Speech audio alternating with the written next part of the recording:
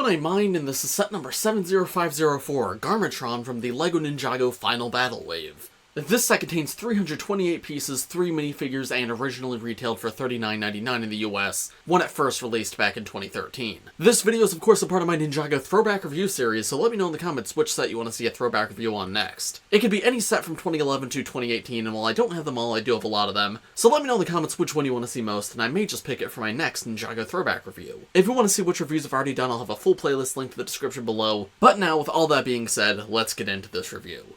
So we have two builds in this set, one for the bad guys and one for the good guys. The main build of the set is the set's namesake, Garmatron, but we also have this little spider walker for Zane, which we'll take a look at later in the video. Starting with Garmatron though, this is a very nostalgic vehicle for me because it is so prominent in those final episodes of the original show. However, this is a set that I never actually picked up as a kid. I got it on the aftermarket recently, and I'm gonna be honest, it holds up pretty well. This is honestly a very solid set. Right off the bat, the thing that strikes me the most about this build is all the different red pieces that they use, because there's actually not a ton of them, but the ones that they do use stand out so much and just really pop. It matches the overall Stone Warrior color scheme, and we'll take a look at this minifigure later in the video. But it's not even just the color scheme, it's also which pieces they chose to make red. Because a lot of the red pieces in this build are not pieces you typically see in this color. Number one, the treads on the side of the vehicle. These I pretty much only remember getting in black before, and I think they might have come in orange, but the red is very distinct. It's not the kind of thing you'd see on any other vehicle that's not for the Stone Warriors. So that stands out a ton, especially because there's two sets of treads on each side and not just one. It makes for a very unique shape overall. I really like that. It's super creative. And sticking to unique pieces, these blade pieces on the top in red are really incredible to get as well. Because again, that's a piece that I think we'd only seen in gold and silver at this point. In fact, I don't even know if we'd gotten silver yet. I think that might have been rebooted. But regardless, yeah, this was a piece that was mostly used for the ninja in specifically gold.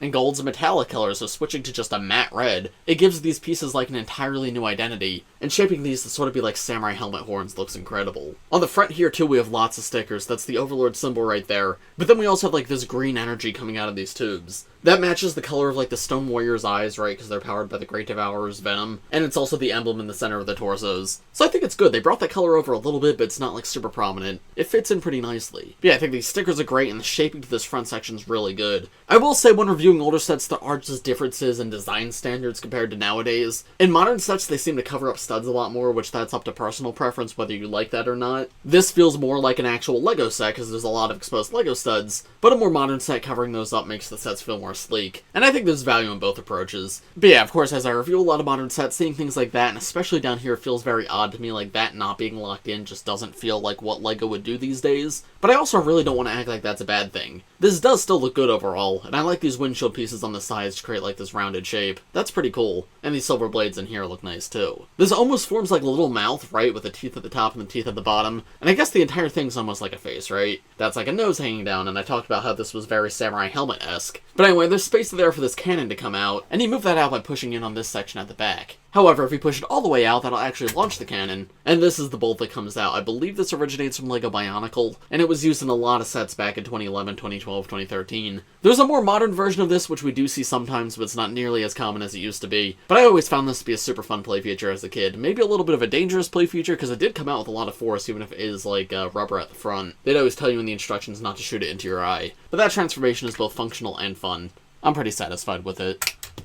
Moving around back though, there's a little bit of room to display minifigures. You could put the Stone Warriors from the set here and others if you have them from other sets. But there's not just a place to put the bad guys here, because you can also see there's this door in the back, which is of course a jail cell door. So you can open that up, and if you want to imagine that the Stone Warriors have captured one of the ninja, namely Zane, who comes in this set, there's room for him to fit in right here behind the bars. Then of course you can close that back up. Jail cells in vehicles is very nostalgic to me, because I feel like so many LEGO sets did that back in the day. Not just Ninjago, but also I'm thinking back to like Space Police when I was even younger. And I think it's such a great play feature because I know I had so much fun playing with it. And it's something we still see every now and then these days, but not nearly as much as we used to. This used to be a mainstay in pretty much all sets. So maybe it's a nostalgia thing, but I don't know, seeing something like this here makes me very happy. Because it doesn't compromise on any of the rest of the build, right? The rest of the vehicle still feels very full, but just gives you more options for play. And for conflict between the good guys and the bad guys. I like that a lot. Moving up from that though, we have 4 identical stickers, all with like that Stone Warrior theming on it, the Overlord symbol in green, and the sort of like armored design combined with a somewhat technological design.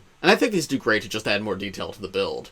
Then at the top we have the main area to sit minifigures to actually pilot the vehicle, and there's a few different options to do this. you can actually sit them down all the way up on this platform at the front, and there's how that looks from the front. Or alternatively, there's some studs back here where you can just stand minifigures, so you can have them a little further back or have multiple minifigures in here. And I think that's great. There's honestly a lot of minifigure space for a $40 set. It's genuinely quite impressive. We have a few more stickers here too representing little screens. One looks to be keeping track of the treads. This is probably diagnostics on the prisoners. I would guess this is probably the charging of the weapon. It's got 4 different things labeled 1, 2, 3, and 4. And finally, this looks to be a map of the island. And actually, wait, that's got 1, 2, 3, and 4 as well. So maybe these are the targets that they're hitting, and they're ready to hit too. That would make sense. And then one last thing to point out with this build is there's these clips in the back. And I'm not entirely sure what they're meant for, because on the box art they have Kozu's swords up here, so that when he's piloting the vehicle you have a place to store them, and I think that's a great idea. That's always amazing to see in sets. The issue is, Kozu's swords are too big and they just don't really fit into these clips, right? I can fit one, but not both. And I can't turn them out straight so that I can fit both. You can like barely squeeze them in like this if you really wanted to, but that's really stressing them. That's definitely not a legal connection. So yeah, I don't know if Kozu's accessories will like change during development or something, but those swords don't really fit there. However, if you have other accessories you want to store on this vehicle, that's a place you can do it, which is something I still appreciate. I just wish the actual pieces that are meant to go there actually fit there. And that's most of what there is to Garmatron. Here's how it looks on the underside if you're curious. But overall, I do genuinely really like this build. It feels quite big for $40. The piece count, like, isn't amazing in this set, but there's so many big pieces used with, like, these treads and these rounded pieces, so I get why it feels so big. But seeing something like this makes me really, really miss villain vehicles, because this isn't even a huge set, right? It's only a $40 set, but this is a very solid villain vehicle, and I would love to see LEGO go back to doing things like this. Because, yeah, the villains just don't get this kind of love anymore. We get location builds for them sometimes, vehicles, though, not nearly as much. However, I'll talk about all of that a little bit more at the end of this video. For now, let's take a look at the side build, and then the minifigures, and then I'll give you my overall thoughts. So here's the side build, Zane's little spider walker ice cannon thing, and I have to say, I love this so much. This is absolutely awesome, and this is another thing that I really, really miss in modern Ninjago. Because back in the earlier years of Ninjago, LEGO would like to include a model for the good guys and the bad guys in most of their sets. So this was a bad guy set, and we got a giant bad guy build, and a little thing for the ninja off to the side. We do still get that sometimes nowadays, but the other way around, like the Kai mech from this year comes with a little wolf mech, and I do think that's cool. But yeah, since we barely get villain sets anymore in almost every main sets for the ninja, we lose out on these little builds for the ninja,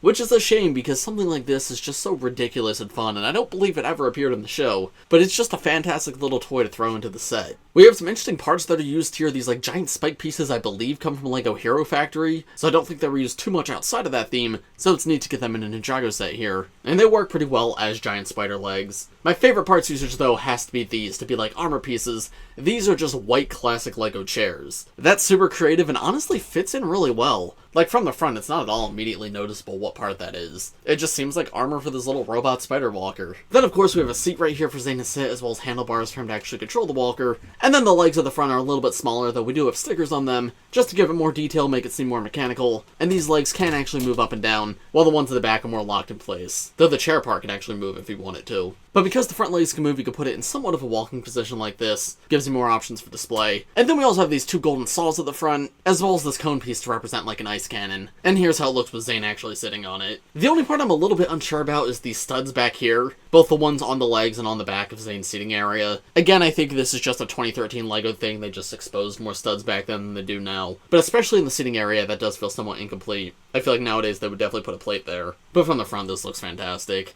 In case I haven't said it enough, I love this build. I think it's great. I want to see more like this. Very, very happy it was included here. Just adds so much more value to the set. Now moving to the minifigures, here's of course the first minifigure in this set, Kimono Zane. And the kimono suits are some of the most interesting ones we've ever gotten. They were the first suits to use black very prominently in addition to the ninja's main color, and I think on Zane especially that looks really great. The gold accents too fit in really well, and just overall make for a very elegant looking suit. I like that he still has his original symbol around the back. That's cool that they brought that over. And I do think the reuse of the ZX hood is maybe a little bit odd, but it's not the biggest deal and it does fit the suit overall. My only real complaint with this suit is that he's missing his armor piece, because weirdly it's just not present here. Now in the show they do have their armor pieces and it's the same as the ZX armor, so it's very easy to customize the minifigure to make him show accurate. And here's how that looks. But yeah, for some reason in this wave every ninja came without their armor piece, so every single minifigure was incomplete. This though I think ties the entire suit together and it looks significantly better. The gold gold feels a lot more present with the armor on the shoulders as well. Because in the actual torso and legs, it's nice, but it's very subtle. So like the gold crown on the mask maybe doesn't feel like it fits in perfectly. And because Zane's color is white, the white and black does feel very grayscale. But reintroducing the armor piece just fixes all of that and makes this a genuinely amazing minifigure. His symbol pokes out through the center of that armor piece too. Again, it feels like it was designed with this armor piece in mind. They just didn't include it in the set. And then of course the face print is Zane's original face print, which I think is probably the best one of the original face prints, but of course nowhere near to the level of like what we get these days. And back then we did not have alternate faces, so Zane is no exception here. And then his weapon is the Ice Elemental Blade, which the Elemental Blades, I don't know, they're a fine collectible. I think they were definitely a downgrade from the Golden Weapons, because we went from every ninja having their own unique weapon to everybody having a sword. But the actual blade pieces of the Elemental Blades are very cool. They've become more common nowadays, but they were introduced for this wave, so they were a fun new part to get. And it's a decent representation of the ninja's element. You could use that just like as an ice blast coming out of Zane's hand. And this was the one and only set that this Zane minifigure came in, so definitely great to get him here. So overall pretty solid, I'm fairly happy with him. And then here are the other two minifigures in this set, the two villain figures. We have a Stone Army Swordsman and General Kozu. The Stone Army Swordsman is just a generic stone warrior, and again, he's alright. The Stone Warriors are far from my favorite villain army, but I like their design enough. Gray and black is inherently kind of a boring color scheme, it is just like generic villain.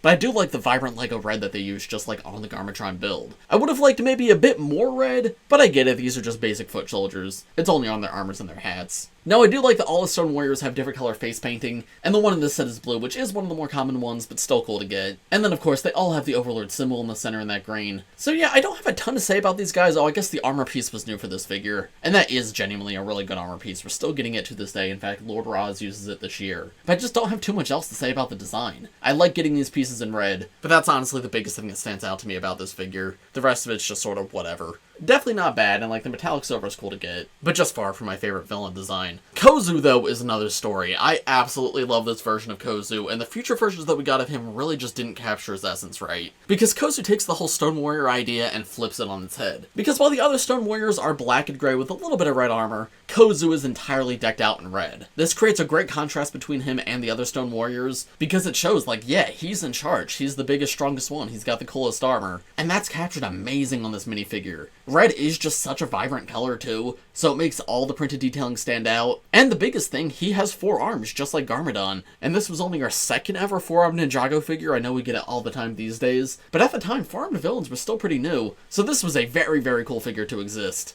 And just like on the Garmatron build, there were some interesting recolors here. For one, the actual samurai helmet previously we'd gotten in like black and gunmetal gray, but red was a very, very different color. And then like the actual mask piece I believe was new for this wave, but in pretty much every other set it was used in black, while here it's red instead with black teeth printing. And that does look really, really cool. The 4-armed torso, though, is built to be super armored, very different from Garmadon's torso that he had previously, and that's got metallic silver printing on it, which continues down into Kozu's actual torso. And if we take that upper part off, there's a full look at that design, as well as the torso print from the back. I do think it's interesting that the Overlord symbol is not present at all here, because the rest of the Stone Warriors have that. That might have been cool to be included just for consistency, but honestly I like this design so much I don't mind that it's not here. And then his face print is also completely different from the other Stone Warriors, because the base color is different. All the rest of them are on that like black stone, this one's on white stone instead, so that red just pops so much more, and those green eyes are super striking. Once again, no alternate face for this guy because they weren't really doing alternate faces at the time, but this is how you do like a general. Super incredible, really unique design, while also very clearly fitting with the others, and signifying that like he is their leader.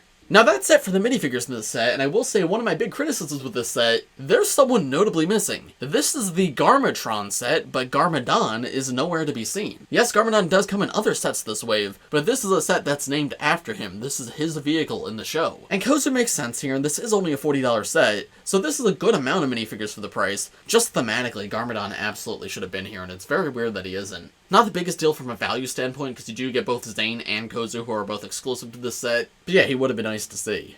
And so, overall, what are my thoughts on this set? I genuinely really love this one. I'm honestly kind of impressed. Recently, I've been buying a bunch of older Ninjago sets that I didn't have as a kid just to complete my collection, and this is one that's been on my list for a while because it's a Zane set, and Zane is my favorite ninja. But from pictures, I don't know, it never really stood out to me as anything that interesting. Having it in hand, though, this set is genuinely great, and I really love it and regret not buying it back in 2013. The colors are super striking, and it's just a fun vehicle, and the minifigure selection is great for $40. So in 2013, absolutely, I would recommend this set, but if you're buying it on the aftermarket today, do I still recommend it? It depends. This one wasn't cheap. I think I was able to get all the parts for the build for like $45, which isn't that far off from retail. However, that's the thing, it was just the parts for the builds, not the minifigures, because I already had the minifigures that I bought separately previously. Kozu, I'm pretty sure, is fairly expensive, and Kimono Zane is somewhat expensive, so that does bring the price up a little bit. If price isn't an issue to you and you're just looking for good, fun sets, I think this is a great one to pick up. It's iconic to the show, it's a very fun build, and the minifigure selection's great. But if you're looking for the best value for your money, there is probably better options out there, because yeah, this one costs quite a bit to invest in. But of course, those are just my thoughts. Let me know what you guys think of this set in the comments below. As mentioned at the beginning of this video, let me know in the comments which Ninjago set do you want to see a throwback review on next. And check out my playlist in the description if you want to see any of my previous throwback reviews. But as for this video, I think that's about all I have to say, so thanks for watching everybody, I hope you all enjoyed. If you did, make sure to leave a like on the video, subscribe to the channel if you're new, and I will see you all in the next one. Bye!